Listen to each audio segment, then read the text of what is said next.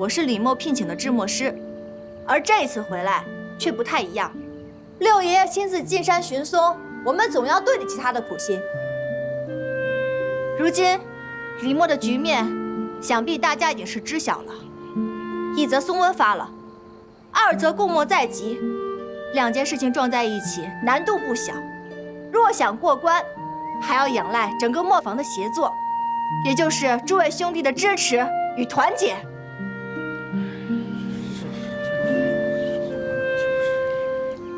俗话说得好，兵无常势，水无常形，该变通的地方就要变通。那么今日，我就抛砖引玉，说出2点我的想法。之一，供墨权乃是李家必争之物，景东叔呕心沥血研制新墨，他所要的东西、物件必须备全。少管事已经清点了名册，这上面的人、物必须专事专办，不可擅动。第二，松温发了，这松材成了稀罕物，而我们库房的存量又有限，还要应对之后几个月已经签出去的订单，我们需要开源节流。之后在烧烟的时候，应该精细地处理好每一块松材。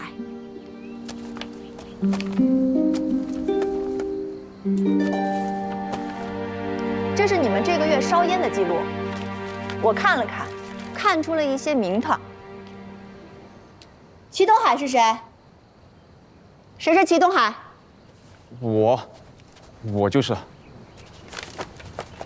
你这平均10份的松烟烟台有8份的良品率，远超其他的墨工，可见你平时下足了功夫。你原本是3等墨工，今日升你为2等墨工，功酬加倍。多谢甄姑娘。2等，凭什么？再接再厉。2等墨工相当于。甄姑娘，这只怕不妥吧？按磨坊的规矩，3等墨工至少需要2年时间，才能在通过考核后升为2等墨工。这祁东海来磨坊烧烟，才不过短短1年时间，你看这。少管事，这规矩自然有规矩的道理，可若是死守着规矩，那这规矩变成了枷锁。如今松温发了，诸位少飞1碗烟台，便可以多节省出1块松材，咱们的出货就有保障，大家的饭碗才能端得稳。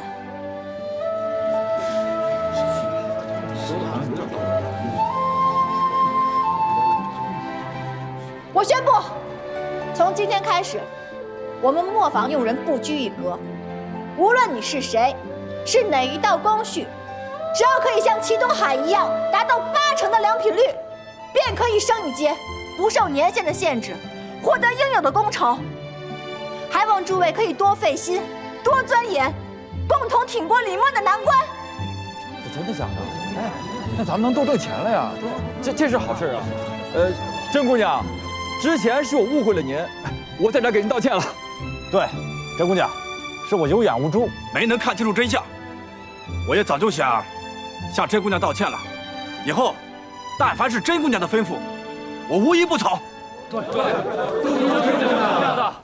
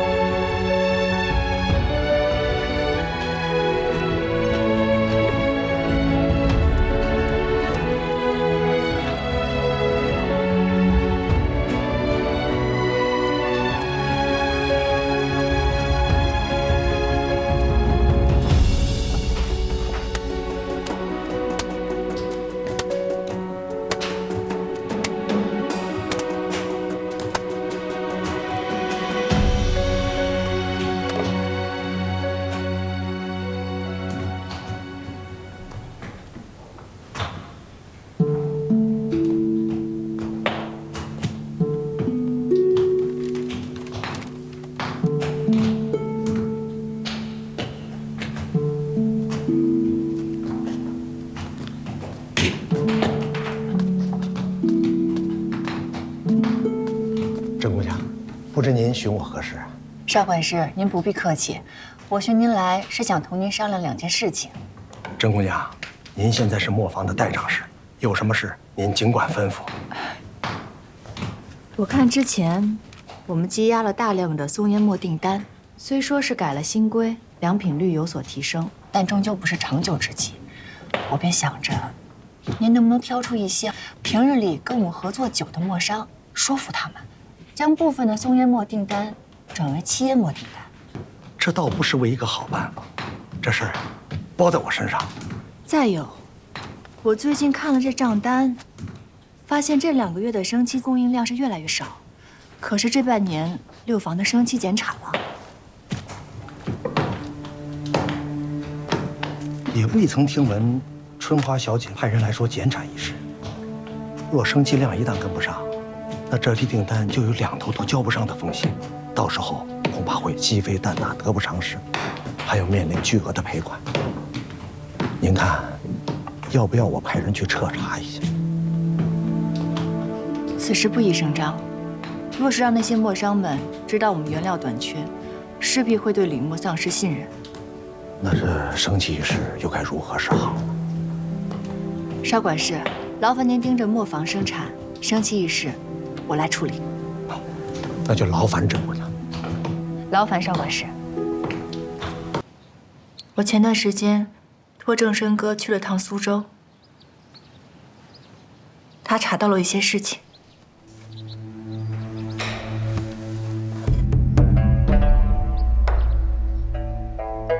有些事情可以躲得了一时，但躲不了一世。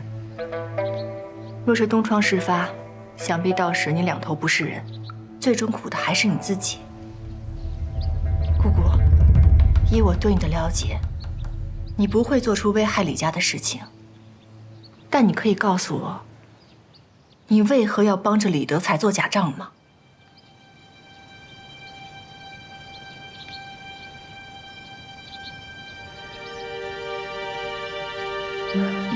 姑姑，你可知道，他在外面已经有了外室。今日是润哥的生日，他身为爹，却沉浸在外头的温柔乡中，丝毫没有将你们母子放在心上。你还在为他着想。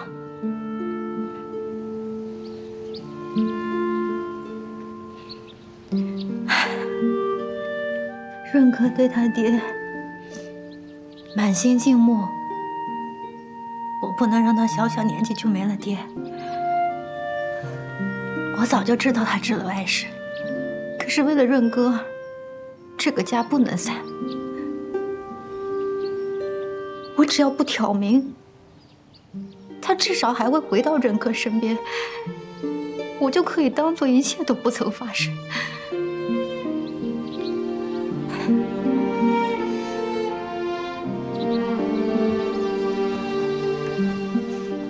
真娘，姑姑求求你，不要把事情闹大，你就成全姑姑这一回死心吧。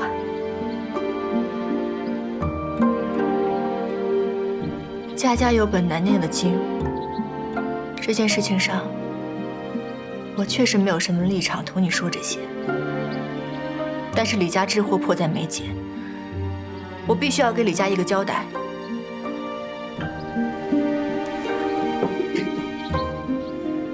我可以不将此事闹大，但你也必须答应我几个条件。第一，日后不得再私运生漆，若有下次，绝不姑息。第二，你不可以再帮着他做假账了，就算是为了润哥，你也千万不能把自己搭进去，明白吗，姑姑？